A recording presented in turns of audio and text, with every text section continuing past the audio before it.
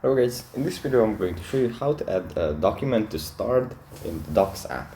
But before that, don't forget to subscribe, leave a comment down below, because at 10,000 subscribers I'm going to show you my whole YouTube revenue statistics and growth strategy. So without further ado, let's just jump right into it.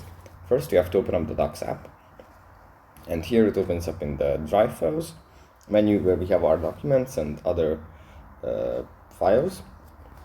From here we have a document that we want to move to the start folder. We tap on the three buttons next to its name and then tap on add to start.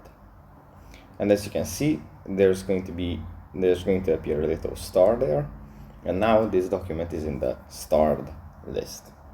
If you go here, like swipe right or tap on the three lines here, we can view the start list here. So yeah, that's pretty much it for this video. Hope it was helpful for you guys, and I'll see you in the next one. Bye.